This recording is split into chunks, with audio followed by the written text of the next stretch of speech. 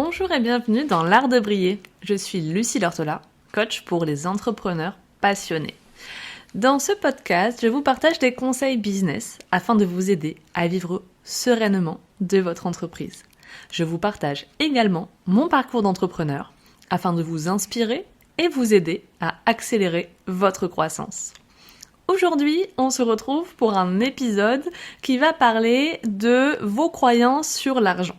Quelles sont ces croyances qu'on se trimballe tous souvent, vous inquiétez pas, on est tous un petit peu dans cette galère, qui vont limiter l'augmentation de votre chiffre d'affaires. J'en ai comptabilisé 7, évidemment je pense qu'on a beaucoup plus, mais 7 ce sera déjà un bon début je pense.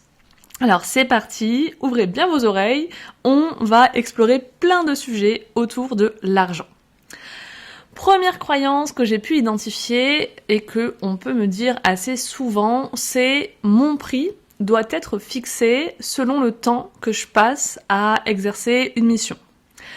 Et c'est vrai que on a tendance à, par exemple, fixer notre tarif quand on est rédactrice au mot, pour commencer, au temps que ça nous prend d'être face à notre client, en visio, etc. Ou alors même parfois à l'heure. Et en fait, c'est pas la norme, ça ne devrait pas être une norme de fixer son prix à l'heure. Et là vous dites, si en fait, c'est ça la réalité, c'est ça la norme. Eh ben non. En fait, je comprends que en tant que salarié, on est payé comme ça. Donc certainement que vos parents, vos grands-parents, vos amis, peut-être votre partenaire de vie s'il est salarié, ont cette façon de fonctionner. Et donc vous, si vous avez été salarié dans votre vie aussi, si vous baignez en fait depuis toujours un petit peu là-dedans, dans cette croyance que en fait son prix, il est donné à l'heure. Et donc c'est difficile de s'extraire de ça. Donc, quand tu as cette croyance-là, tu te dis c'est normal de gagner de l'argent quand je suis en face de la personne, et tout ce qui est à côté c'est pas grave si je gagne pas d'argent. Donc, quand je vais communiquer pour trouver des clients, quand je vais faire des appels découvertes pour trouver des clients, quand je vais faire un call avec mon client ou répondre à ses emails, c'est normal en fait que je ne sois pas forcément payée parce que je suis pas en train de produire quelque chose. Voilà, c'est une notion de quand je suis en train d'être dans la production, c'est normal d'être payé. Quand je suis dans toute cette phase de création, où je réfléchis, où j'essaye de réfléchir un petit peu à ce que je vais proposer, à comment je vais le faire, etc., c'est normal que je ne sois pas payée. Voilà. Qu'est-ce que je peux vous dire là-dessus? Honnêtement, en fait, je pense qu'il y a vraiment une idée qui fait que oui, on pense ça. Et en fait, quand on y réfléchit, dans ton prix, il y a aussi des choses à comptabiliser et auxquelles tu ne penses pas forcément. Déjà, il y a ton expertise, il y a tes compétences, il y a toutes les formations que tu as pu faire et qui ont souvent été payantes d'ailleurs. Il y a les formations que tu continues à faire et de payer. Et il y a ton expérience que tu as pu avoir avec d'autres personnes avant ce client-là. Et par exemple, c'est sûr que tu es une meilleure freelance aujourd'hui qu'il y a un an en arrière. Donc, cette montée en compétences, elle se paye aussi. C'est normal. Ensuite, le fait que, dans ton prix, il y a aussi le fait que tu sois à ton compte. C'est-à-dire que tu sais pas si d'ici 3 mois, tu vas gagner de l'argent.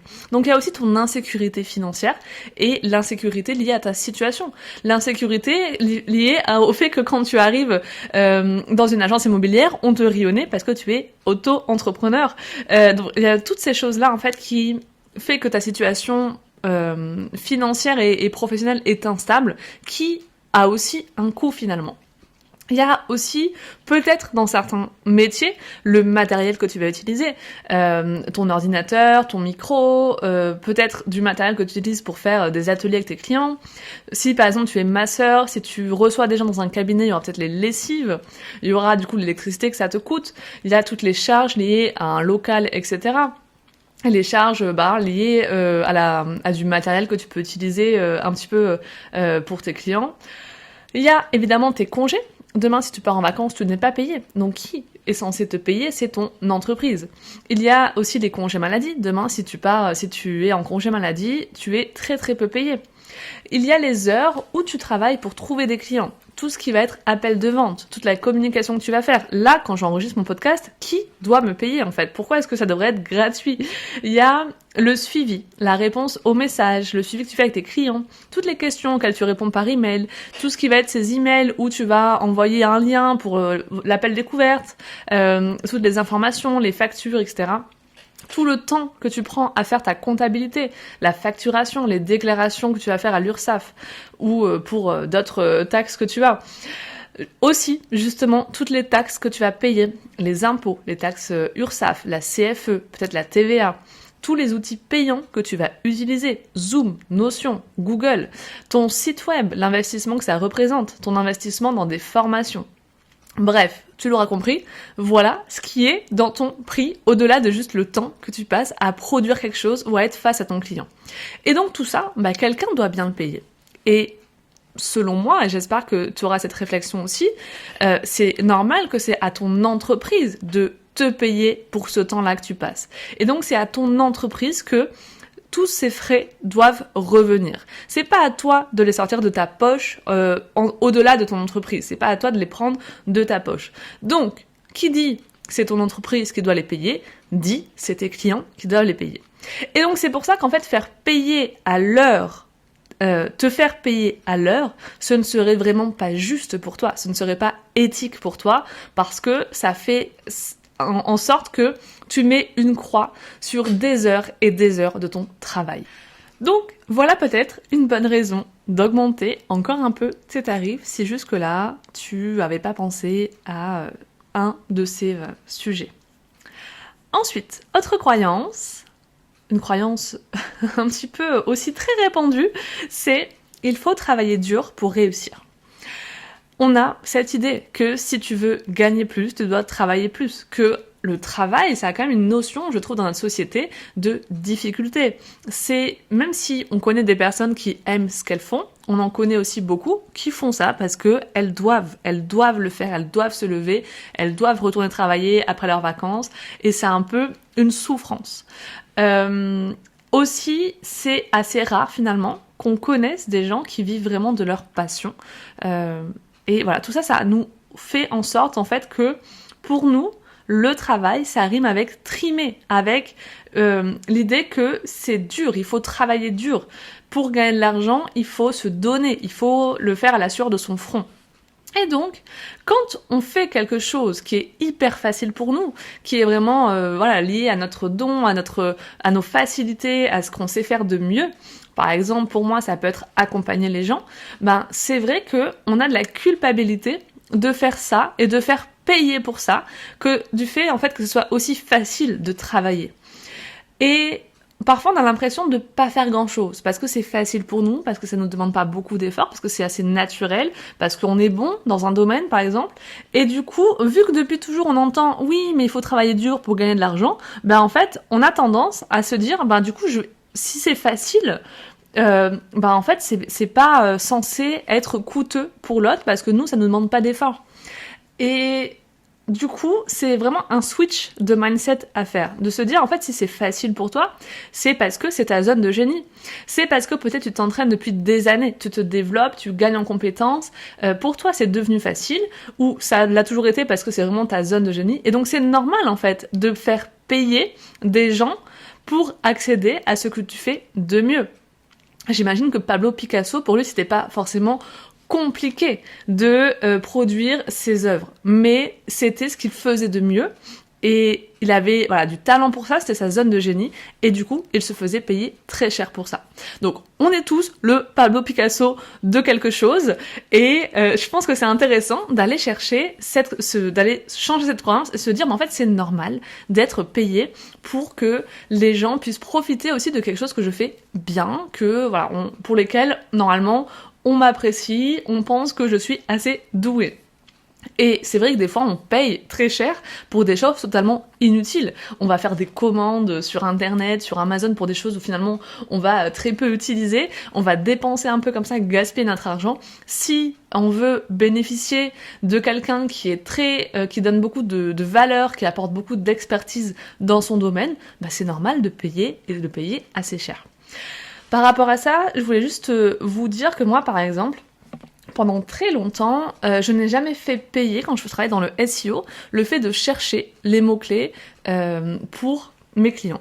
Parce que c'était facile, parce que ça me prenait pas beaucoup de temps, parce que pour moi c'était hyper intuitif, et en fait, un jour on m'a mis devant le fait accompli, et on m'a dit mais si c'est facile pour toi, c'est parce que t'es bonne là-dedans, c'est parce que tu t'es entraînée pendant des années, c'est parce que t'as compris énormément de choses par rapport à ça, et donc c'est pas normal de ne pas le faire payer.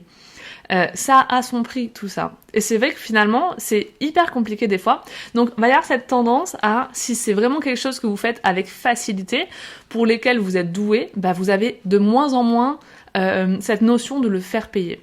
Donc voilà, réfléchissez, peut-être qu'il y a quelque chose aujourd'hui que vous faites dans votre travail et que vous offrez souvent gratuitement ou vraiment pas cher parce que ça vous prend pas beaucoup de temps, parce que c'est facile pour vous. Et en fait, cette chose-là, c'est peut-être ce qui finalement devrait être le plus cher de votre entreprise. Petite réflexion comme ça. Ensuite, troisième idée, troisième croyance que vous avez et qui limite votre chiffre d'affaires, c'est l'idée que un prix bas, ça va m'aider à vendre plus facilement ou avec plus de personnes.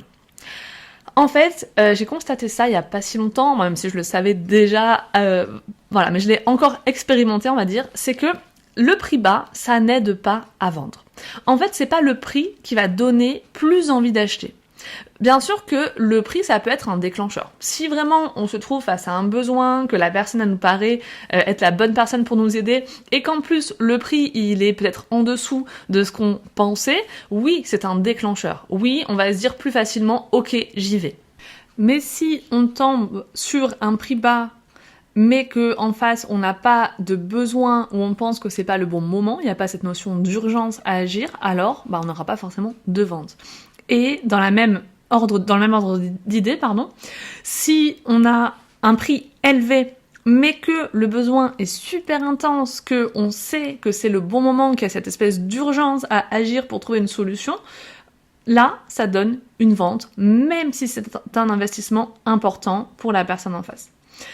Moi, du coup, il y a pas si longtemps, j'ai fait un concours où, du coup, j'ai contacté certains participants pour leur offrir mon accompagnement à un tiers du prix de ce que ça représentait. Et en fait, je me suis rendu compte que vraiment, le prix n'était pas du tout un déclencheur. Le fait que ce soit l'idée, que ce soit pas très cher maintenant, mais que bientôt ça allait augmenter, si les gens, ils avaient pas un vrai besoin, s'ils avaient participé au concours un peu en mode touriste, sans trop avoir de besoin pressant d'agir pour leur business, il y avait vraiment pas ce truc de « Oh purée, je vais me jeter dessus ». Et j'ai beaucoup de personnes qui m'ont dit « Écoute, pour moi, j'ai pas de temps, c'est le moment, mais bientôt, pourquoi pas, quand je sentirai que c'est plus urgent, quand si vraiment je fais telle ou telle chose dans mon business et que je me rends compte que ça va pas fonctionner, là je reviendrai et si le prix augmente, il y a aucun souci, ça les a pas choqués outre mesure, mais surtout ça les a pas fait acheter le fait que le prix soit bas si ils avaient pas un vrai besoin hyper intense et qu'ils ont estimé que c'était pas le moment. Donc, pour moi, il faut vraiment essayer de mieux vaut comprendre finalement mieux ton client idéal, son besoin et lui faire prendre conscience du fait qu'il a besoin d'agir maintenant, lui faire prendre conscience à quel point ça a des effets négatifs s'il reste dans sa situation, où est-ce qu'il va aller si jamais il reste dans sa situation et n'agit pas. Ça, c'est ton travail à toi en tant qu'entrepreneur pour vendre ton service. Et vaut mieux mettre plus d'efforts là-dedans qu'au lieu de te dire, de toute façon, si c'est pas cher, la personne va acheter parce que c'est pas le cas. Et en plus, pour l'avoir expérimenté pas mal de fois, quand on a un prix assez bas, on attire vraiment des clients totalement différents que quand ils payent le juste prix, parce que c'est souvent des personnes qui sont pas ultra qualifiées, qui sont pas à 100% notre client idéal, donc du coup, ils se retrouvent pas trop dans le programme, dans la chose qu'on fait, et donc du coup, ils vont être peut-être plus pointilleux, peut-être moins engagés, etc. Et globalement, ce sont quand même des personnes, moins engagées dans ce qu'on propose, qui ils voient moins de résultats, qui finalement s'engagent moins, qui vont annuler des rendez-vous, qui vont pas arriver à l'heure, qui vont te poser des lapins, etc. Et du coup, ça va te donner énormément de charge mentale pour rien. Voilà ce que je peux dire sur le fait d'avoir un prix bas. Donc vraiment, je pense que s'il y a vraiment quelque chose à faire en termes de tarifs par rapport au marché, il vaut mieux être un peu plus élevé que un peu plus bas que les autres parce que on n'attire vraiment pas les mêmes personnes et pour votre tranquillité d'esprit, il vaut mieux être un peu plus haut que la moyenne, je vous assure, voire dans la moyenne c'est ok aussi, mais voilà, pas plus bas, ça c'est sûr. Quatrième croyance négative qu'on peut avoir sur l'argent et qui nous empêche de faire plus de chiffre d'affaires, c'est je ne peux pas être plus cher. Aujourd'hui, si j'augmente mon prix, je risque de perdre mes clients, les gens ne vont pas me suivre, les gens ne vont plus acheter chez moi. Et en fait, ça, c'est totalement une fausse croyance liée à notre peur de manquer, de rater, du jugement ou j'en sais rien. Aujourd'hui, finalement, si tu y réfléchis, il n'y a rien qui t'empêche de doubler le tarif de tes prestations. Si tu as envie de doubler ton tarif, tu peux le faire. Il n'y a rien qui t'en empêche. C'est toi le maître à bord, tu as le droit de le faire. Par contre, ce que je peux te dire, c'est que tu vas avoir forcément des croyances par rapport à ça. Donc il faut que ton tarif il soit aligné à toi. De ce que j'ai expérimenté, vraiment, avoir un tarif bas, ça te demandera forcément d'avoir une masse de clients plus importante. C'est-à-dire que tu vas devoir vendre en masse, avoir beaucoup plus de personnes, donc mettre beaucoup d'efforts pour attirer plus de leads sur ton compte, plus de gens dans ta liste email, plus de personnes qualifiées qui seront prêtes à acheter tes services pas très chers. Et donc, ça demande aussi plus de charge mentale, plus de parfois personnes mécontentes, insatisfaites, etc. Et par exemple, moi j'identifie ça un petit peu à tous ces magasins discount comme Action, Jiffy, Lidl, où finalement, quand vous voyez en fait le public de clients qui est dans ces magasins, vous voyez que les gens par exemple c'est tout en bazar, ils respectent rien, ils peuvent passer 3 fois et marcher sur des produits qui sont tombés par terre sans les ramasser, ils vont même pas dire bonjour à la personne à la caisse, etc. Alors je crois que c'est quelque chose que je vous avais déjà dit, mais qui me choque en fait un petit peu quand je vais dans ces magasins, c'est vraiment en fait entre guillemets, le manque de savoir-vivre des personnes et de se dire les gens, ils en ont rien à faire, ils respectent pas du tout parce que c'est pas cher et donc il y a énormément de gens, de flux, de personnes qui rentrent dans ces magasins, qui payent, qui sortent et au final, tu te rends compte qu'à la fin, les gens, moi quand je vais chez Action, je paye des fois moins de 10 € et j'en ai pour 5 produits et en fait, pour faire un bon chiffre d'affaires et payer tous les salariés de l'entreprise, je peux vous assurer qu'il faut un certain débit de clients pour avoir un chiffre d'affaires convenable. Donc, finalement, avoir un prix élevé, c'est aussi avoir et faire ce choix d'avoir moins de clients, mais d'avoir plus de temps pour les satisfaire, d'avoir des personnes peut-être en face plus qualifiées, plus engagées, et où toi, du coup, tu vas prendre ce temps, en fait, de leur apporter beaucoup plus, de te donner à 100% pour eux, parce qu'ils sont moins nombreux. Moi, ça, c'est le choix que j'ai décidé de faire, et c'est aussi un choix qui te permet plus de liberté. Donc si toi dans ton entreprise c'est important de te dire je veux des moments de qualité avec ma famille, je veux pouvoir prendre mes week-ends, je veux pouvoir prendre des après-midi pour faire mes loisirs, je pense que c'est pas compatible avec un business model qui se base sur des prix bas parce que tu vas devoir faire beaucoup de masse de clients si tu as des prix bas aujourd'hui et voilà, c'est une réalité. Donc, pourquoi est-ce que je te dis ça ? Parce que si tu te dis je ne peux pas être plus cher, c'est vraiment juste une croyance dans ta tête. Aujourd'hui, c'est possible d'avoir un prix plus élevé pour tes services, tant que tu vois en fait la valeur de ce que tu apportes, tant que tu es au clair sur les résultats, sur ce que ça va apporter dans la vie des gens. Donc ça, t'inquiète pas, je vais continuer d'en parler au sein de cet épisode, mais voilà, tout ça pour te dire que oui, tu peux être plus cher et vaut mieux finalement être plus cher. 5e croyance, qui est un petit peu en lien, c'est mon prix, elle dépend du marché. C'est-à-dire que si, moi, dans mon marché, il y a des gens, souvent on se compare un peu aux autres. Oui, mais les gens sur le marché, c'est ça leur tarif. Moi, je peux pas être plus cher que ça. Des fois, on s'identifie même à des gens qui sont pas tout à fait le même métier que nous, c'est pas la même ville. Enfin bref, le prix du marché, c'est hyper... souvent c'est une croyance, c'est quelque chose qu'on se met dans notre vie pour se limiter en termes de tarifs. Et c'est trop dommage d'une certaine façon, parce que je suis sûre que si tu regardes quelqu'un d'autre que tu oses même pas regarder, tu vas dire ah oui c'est vrai que lui son tarif il est énormément plus cher que le mien, et pourtant on fait quasiment la même chose. Donc voilà, c'est très très subjectif, le prix du marché, je trouve, et on se compare toujours aux acteurs les plus petits, les plus finalement les plus différents, avec des choses très différentes de nous. C'est pas la même chose, on compare pas ce qui est comparable, et ça c'est dommage. Donc, ton prix, non, il n'est pas lié au marché, il n'est pas lié non plus à ton horaire, maintenant tu l'auras compris, il est lié à la transformation et aux résultats que tu vas apporter à tes clients. Si aujourd'hui tu es une entreprise, tu vas aider une entreprise à potentiellement avoir plus de visibilité, plus de personnes qui voient les services proposés. Tu vas aider une entreprise à grandir, à faire plus de bruit, et tu vas l'aider à faire un pourcentage de chiffre d'affaires plus important. Cet impact, il a un impact du coup maintenant, dans le mois où tu effectues ta mission, mais aussi sur le long terme. Par exemple, moi, quand j'ai aidé ma cliente, une de mes clientes en SEO, je l'ai aidée à ses débuts quasiment, avec son entreprise, et son site avait très très peu de visiteurs, il avait peut-être une centaine de visiteurs par mois. Puis, j'ai bossé avec elle pendant des années, durant des mois, tous les mois pendant des années, et en 4 ou 5 ans, son site est devenu premier sur Google sur le mot-clé métier, c'est-à-dire demain on tapait, donc elle n'était pas esthéticienne mais je prends un exemple, tu tapes esthéticienne sur Google, elle arrivait en premier là-dessus. Imagine l'impact que ça a sur son entreprise. Et donc ça, c'est quelque chose que tu dois mettre dans ton prix. Quand tu as conscience de ça, de l'impact qu'il y a derrière juste ce que tu produis, la transformation, les résultats que ça apporte sur le long terme, là tu te dis ok, ça va, je peux être sereine, mon prix il a le droit d'être un peu plus élevé que ce que je propose jusque-là, parce qu'on n'est pas du tout sur de la production. Heureusement que j'avais pas un tarif homo sur juste l'article que j'écrivais et je comptabilisais pas forcément la réflexion qu'il y avait derrière, etc. Heureusement que c'était un peu plus vaste que ça mon prix, parce que sinon ça aurait été tellement pas juste pour moi en fait. Voilà, une autre réflexion. Et 6e, donc là vous vous dites peut-être oui mais moi, donc c'est exactement la 6e croyance que je voulais vous dire aujourd'hui, ma cible c'est des particuliers, ils ont pas d'argent, c'est pas des entreprises, donc ils vont pas voir ça comme un investissement.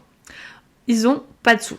Ma cible elle a pas de sous. Alors déjà, on a cette tendance quand on débute dans notre entreprise à aller vers des gens qui n'ont pas de budget, des petits entrepreneurs qui débutent, des personnes qui sont au chômage et qu'on va essayer d'aider de sortir de là. Voilà, il faut déjà se mettre en tête que c'est aussi ok d'aller chercher des clients qui ont le budget. Pourquoi est-ce que tu te compliques la vie comme ça à aller choisir une cible qui n'a pas de sous? Déjà ça. Il y a cette idée des fois de oui mais moi je veux aider, je veux impacter, etc. machin. Peut-être qu'en aidant d'abord des gens qui ont de l'argent, tu pourras offrir ton service à quelqu'un qui a moins d'argent, moins les moyens, et offrir aussi des plus petits services. C'est-à-dire que, exemple, moi aujourd'hui j'ai un entrepreneur débutant qui n'a absolument pas les moyens d'investir dans un accompagnement individuel avec moi. D'un côté, mon temps il doit se payer. Si je passe 1h30 avec cette personne en face à face, ça a son prix parce que c'est 1h30 que je vais passer pour avoir de l'impact pour 100 autres personnes. Donc si la personne vraiment n'a pas d'argent, elle pourra toujours, dans mon catalogue de services, acheter ma formation, par exemple, architecte de ton succès, ou une autre formation aussi, d'ici là j'en sors une autre, où elle va pouvoir commencer à avancer, commencer à réfléchir, sans que je sois forcément en face à face avec cette personne. Donc elle aura aussi un autre choix. J'ai un autre moyen de l'aider, j'ai un autre moyen de l'impacter, et aussi, je sais que ça se fait beaucoup pour des entreprises qui justement aident des entrepreneurs débutants, donc tu peux mettre ça aussi pour tes particuliers si tu aides les particuliers, c'est de dire, ces gens, ils offrent en fait, les gens doivent remplir un formulaire s'ils sont intéressés, selon leur situation, leur problématique, leur motivation, et ils leur offrent l'accès à leur coaching, souvent de groupe du coup, ou à une formation, etc., gratuitement, parce que c'est des personnes qui n'ont pas les moyens autrement. Donc d'aider des personnes qui ont les moyens, ça va te permettre d'avoir plus d'impact, ça va te permettre d'aller vers des causes qui te tiennent à cœur, etc. Et en fait, il faut juste que ton entreprise, elle fasse de l'argent pour ça, donc ne te limite pas avec des gens qui n'ont pas d'argent. Mais bref, tu as choisi des gens qui n'ont pas d'argent, tu ne veux pas revenir là-dessus, c'est totalement ok. Ce sont des particuliers, ils n'ont pas de sous, ok. Alors juste une petite expérience personnelle. Quand je venais d'accoucher de mon fils, en 2020, il y avait la crise du Covid, j'étais rédactrice web voyage, donc autant vous dire que c'était un petit peu compliqué, il n'y avait pas trop de voyages, voilà. Je me suis un peu retrouvé le bec dans l'eau. Et en plus, c'était pas du tout ma priorité de développer d'autres choses, etc. J'avais un bébé tout petit qui demandait que mon attention, et donc j'avais pas du tout cette ambition. Bref, je me suis retrouvée au RSA. Et là, un jour, j'ai eu un déclic, j'ai eu un vrai coup de cœur pour quelqu'un qui était une coach business et j'ai payé 3000 € dans une formation de coaching business parce que je sentais au fond de moi que c'était cette personne que je devais aller voir, qu'elle allait m'apporter des choses, etc. Et donc j'ai dépensé 3000 € de mes économies que j'avais chez moi depuis des années pour m'offrir cette formation de coaching business parce que même si je gagnais rien aujourd'hui, je savais que ça allait m'apporter quelque chose et c'était un investissement énorme, mais je l'ai fait. En fait, si t'as besoin de quelque chose, quand t'as vraiment besoin, que tu sens que c'est fait pour toi, t'en fais une priorité dans ta vie et tu payes. Et c'est le cas aujourd'hui pour les entrepreneurs débutants que j'accompagne dans mon coaching fondation. C'est 1 mois. C'est près de 1000 € aujourd'hui pour un coaching individuel d'1 mois. Où il y a 4 séances à la clé et plein de conseils un peu au quotidien, où je leur fais un suivi aux petits oignons, où je suis là pour les motiver un peu au quotidien. Et ces gens-là, ils payent alors que souvent, leur chiffre d'affaires, il est très bas. Mais pourtant, ils y voient aussi l'investissement. Donc, revenons à mon histoire. C'était effectivement une formation de coaching business, mais en fait, elle m'a pas du tout conduit à avoir un business prospère. C'est-à-dire que c'est pas le mois d'après que j'ai fait 3000 € de chiffre d'affaires. J'avais jamais fait 3000 € de chiffre d'affaires avant ça et c'est pas elle qui m'a conduite à ça. Par contre, j'ai eu des déclics, j'ai eu des prises de conscience. Et en fait, ça m'a conduit à une situation dans ma vie qui a eu vraiment un effet boule de neige énorme. C'est-à-dire que si aujourd'hui je suis là où j'en suis, au niveau de mon couple, au niveau de la relation que j'ai avec mon enfant, au niveau personnel où je prends soin de moi, où j'essaye de respecter mon rythme, etc. Et au niveau professionnel, parce que j'ai eu un changement de mindset radical, j'ai débloqué des ambitions différentes, etc. C'est grâce à ces 3000 € et je n'ai jamais regretté du coup cet investissement. Donc, ma question, ok, c'est vrai, tu t'intéresses à des particuliers et non pas forcément le budget. Mais quand ils investissent chez toi, qu'est-ce que tu vas leur faire gagner d'ici 5 ans ? Est-ce que ce que tu vas leur faire gagner, ça aura encore de l'incidence dans leur vie d'ici 5 ans ? Est-ce que ça va leur apporter peut-être une meilleure santé, du bonheur, de l'épanouissement, une vie amoureuse plus épanouie, une vie familiale plus épanouie, une sensation de sécurité, moins de stress, de charge mentale, une sécurité financière, une meilleure situation professionnelle, l'idée qu'ils peuvent partir en vacances, qu'ils peuvent partir en voyage maintenant, ils se sentent heureux dans leur quotidien, ils sont heureux de se lever chaque matin, est-ce que tu vas leur permettre de gagner plus qu'avant, d'une façon ou d'une autre ? S'il y a un oui dans une de ces réponses, peu importe ce que ça leur apporte, que d'ici 5 ans, ils en auront encore les bénéfices, alors tu mérites en fait d'avoir un tarif qui corresponde à la valeur que tu apportes sur le long terme, à cette transformation-là. Et du coup, on compare au fait que oui, mais c'est pas de l'entrepreneuriat, c'est pas un investissement pour une entreprise. Et en fait, tu touches finalement souvent avec des particuliers à des choses beaucoup plus profondes, beaucoup plus personnelles que moi si demain j'investis dans une community manager à 1000 € par mois. Parce que oui, ça me rapporte des clients, oui, ça me rapporte de l'argent, mais c'est pas l'accomplissement de ma vie en fait. Moi sur mon lit de mort, je vais pas me dire oh purée, cette formation à 400 € que j'ai fait qui m'a aidé à créer un tunnel de vente super efficace, mais heureusement que je l'ai faite parce que ça m'a donné plein d'argent et c'est trop cool. Alors d'une certaine façon, oui, si l'argent me permet de bénéficier dans ma vie perso de plein de choses positives, certes, mais si dans votre transformation, vous créez des transformations à un niveau personnel, là la personne elle risque de se dire sur son lit de mort, purée, le jour où j'ai investi dans cet accompagnement, dans ces séances, dans ces trucs que j'ai fait avec vous qui accompagnez des particuliers, j'ai eu raison de faire cette expérience parce que ça m'a appris à me connaître, ça m'a appris à préserver ma santé, ça a changé profondément ma vie, ça m'a amené à un épanouissement, l'impact sur ma santé, sur mon bien-être, sur mon niveau de stress, il a été tellement énorme que merci, je me remercie d'avoir fait ce truc-là et c'est le genre de choses auxquelles ils vont penser sur leur lit de mort peut-être. Donc c'est beaucoup plus profond et impactant finalement que juste le business. Donc je ne veux plus entendre ce truc de oui mais moi c'est des particuliers, ça compte pas, c'est pas un vrai problème, c'est pas un vrai besoin ou j'en sais rien, c'est pas un investissement. Ça c'est complètement faux. Et si jamais vous pensez toujours ça après cet épisode, venez me voir en message privé sur Instagram et je vais vous expliquer en quoi vous changez la vie des gens. Aussi, Du coup, dernière croyance, on arrive à 30 minutes d'épisode, il va falloir que je m'active un petit peu, j'espère que ça va. Du coup, dernière croyance limitante, dernière fausse croyance qui limite l'augmentation de votre chiffre d'affaires aujourd'hui. Pour moi, la dernière, c'est j'ai payé trop cher pour ce que c'était. En fait, vous vous dites que si vous augmentez votre tarif, les gens vont se dire j'ai payé trop cher pour ce que c'était, je suis déçue de la prestation, c'est pas juste, etc. Ça n'arrive jamais. Vraiment, 99% des gens ont des tarifs d'entrée qui sont trop bas. Et si vous considérez que vous augmentez aujourd'hui votre tarif, c'est forcément que vous êtes aligné. C'est forcément que là, il y a une de toutes ces choses que j'ai dit qui vous a fait tilt et dire « Ah ouais, c'est vrai que c'est pas juste ça, je mérite de gagner un petit peu plus parce que je peux l'expliquer, je peux l'argumenter parce que c'est logique, parce que j'ai plus de compétences, parce que en fait j'ai inclus aussi le fait que je pars parfois en vacances, etc. » Enfin, il y a des choses que, ok, pour vous c'est honnête aujourd'hui et donc vous êtes aligné. Donc déjà, vous n'allez pas attirer ça. Si vous êtes aligné avec votre tarif, vous n'allez pas attirer des gens qui vont le remettre en question. Là, il n'y a que si vous n'êtes pas aligné avec votre tarif que les gens vont le remettre en question. Ça, c'est déjà une chose. Mais si jamais, malgré ça, donc vous augmentez votre tarif petit à petit déjà, à chaque expérience, moi c'est quelque chose que je fais, j'ai pas débarqué sur le monde du coaching business en vendant des coachings à 3 000 €. Par contre, j'ai commencé tout doucement et à chaque vente, en fait, j'augmente un petit peu mon tarif et je vois si je me sens à l'aise avec ça, si je me sens alignée, si ça passe, si les personnes en face, elles y trouvent toujours leur compte, si elles ont des résultats à la hauteur de l'investissement, et si c'est le cas, ok, c'est bon, j'augmente un petit peu. Du coup,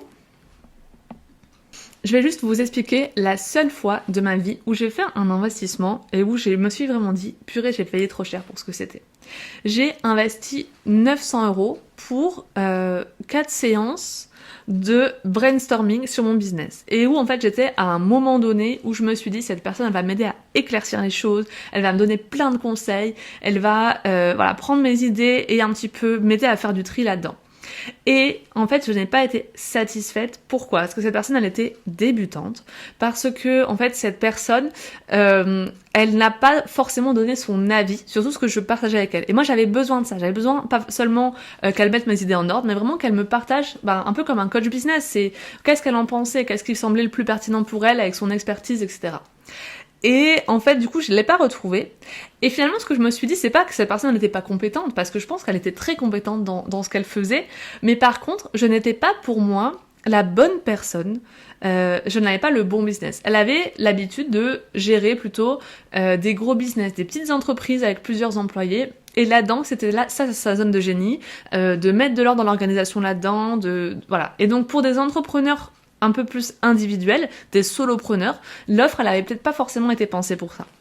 Donc, il y a juste eu, en fait, quelque chose qui faisait que ça ne correspondait pas à 100%, ni à mon besoin, ni à la cible pour laquelle le produit avait été créé.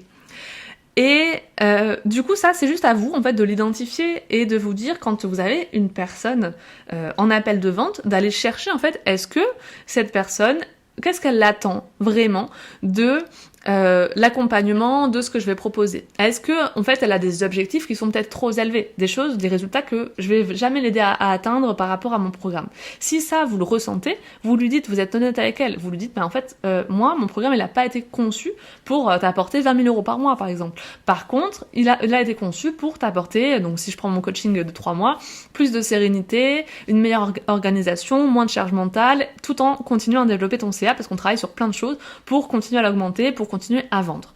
Voilà. Ça, par exemple, ce serait mon coaching business. Je sais que si demain, je reçois quelqu'un en appel de vente qui me dit « Mais moi, je vais faire 20 000 €, etc. » Je vais lui dire « Mais en fait, non, c'est pas ça. » Ou quelqu'un qui, au contraire, va me dire « Mais moi, je galère à trouver des clients, mon chiffre d'affaires, il est pas du tout régulier. » En fait, c'est pas du tout l'accompagnement qu'il lui faut à cette personne, et c'est plutôt mon coaching d'un mois. Bref, donc ça, c'est quelque chose qu'il faut savoir faire. Il faut savoir bien identifier en fait la personne en face pour être sûr que vous avez conçu votre programme pour ce type de personne. Et du coup, j'ai pas été 100% satisfaite par ce truc-là. Et le jour où ça arrive, le jour où vous avez quelqu'un qui dit mais j'ai payé trop cher, j'ai pas eu les résultats escomptés, je comprends pas, etc. Avant même que ça devienne une catastrophe dans votre vie, dans votre réputation et qu'elle vous mette un avis négatif, vous pouvez avoir un customer care extraordinaire où vous lui dites ok, qu'est-ce qui n'a pas pour toi été à la hauteur, donc vous allez remettre en question déjà votre service si jamais la personne elle était hyper qualifiée mais qu'elle n'a pas eu les résultats escomptés, et vous pouvez lui offrir une séance supplémentaire, lui offrir autre chose en fait, un autre bout de votre prestation qui va compléter un petit peu les choses. Moi je pense que c'est ce que j'aurais aimé pour ce truc là, et au final je lui ai rien dit, je lui ai mis un avis positif et tout était bien en soi. Je lui ai dit un peu en soum ce que j'avais pensé de son service pour qu'elle puisse s'améliorer, mais j'ai pas été non plus à 100% insatisfaite. Donc voilà, il y a une marge énorme entre votre tarif actuel et le fait que les gens vont se dire j'ai payé trop cher pour ce que c'était. Et souvent, quand on dit j'ai payé trop cher, c'est juste que on n'a pas été peut-être à 100% satisfait ou on n'a pas eu l'impression que ce service était à 100% fait pour nous. C'est plus une question de réponse aux besoins de la personne en face que de tarif finalement, voilà. Et ce que je voulais vous dire par là, c'est qu'en fait, je pense vraiment que cette personne, ce que j'ai ressenti, c'est qu'elle avait peut-être pas forcément été honnête dans l'idée que comme elle débutait, elle avait besoin d'un client et en fait, elle aurait peut-être dû juste me dire en appel, écoute, je suis pas sûre que ce soit fait pour toi à 100%, c'est pas pour les gens comme toi que j'ai conçu ce service, et ça lui aurait évité, je pense, du coup, le fait que je vais pas forcément recommander cette personne, je vais pas forcément racheter auprès de cette personne, et c'est dommage parce que si elle avait été honnête, j'aurais peut-être pu la conseiller à quelqu'un, la recommander, et voilà. Il y a vraiment ce côté-là aussi, on passe beaucoup de temps à chercher des clients, des nouveaux clients. Quand ils sont devant nous en appel, on veut vite les prendre, leur dire oui absolument, et si en fait on prend du recul avec ça, qu'on se dit est-ce que je suis vraiment capable d'aider cette personne à 100%, est-ce que le programme que j'ai créé ou le service que j'ai, il a été fait pour cette personne, c'est aussi un moyen finalement de faire en sorte que tous les clients que vous allez avoir, ils vont vous recommander, ils vont être fidèles, ils vont vous racheter des choses plus tard, et ça je pense que c'est votre meilleure publicité finalement, d'avoir des clients satisfaits par ce que vous faites, même si c'est un peu plus cher, même s'il y en a un peu moins, c'est hyper important. Voilà ce que je voulais dire. Du coup, je rappelle les 7 fausses croyances qui limitent l'augmentation de votre CA aujourd'hui. L'idée que votre prix doit être fixé selon le temps que vous y passez. La deuxième, c'était qu'il faut travailler dur pour réussir. La troisième, un prix bas, ça va m'aider à vendre plus. Spoiler, c'est faux. La quatrième, je ne peux pas être plus cher. La cinquième, mon prix doit dépendre du marché. La sixième, ma cible n'a pas d'argent. Et la septième, si c'est trop cher, on va me dire j'ai payé trop cher pour ce que c'était. J'espère que cet épisode vous aura plu. N'hésitez pas, si vous aimez le podcast L'Art de Briller, à laisser un avis 5 étoiles sur la plateforme d'écoute où vous êtes actuellement. N'hésitez pas aussi à partager en story cet épisode s'il vous a plu, à me taguer dedans pour que je puisse vous faire un petit coucou et pour comme ça le faire progresser dans sa visibilité, dans sa... Voilà, donnez-lui aussi... la chance de briller finalement. Je vous retrouve bientôt dans un prochain épisode et en attendant, prenez bien soin de vous. Bye bye!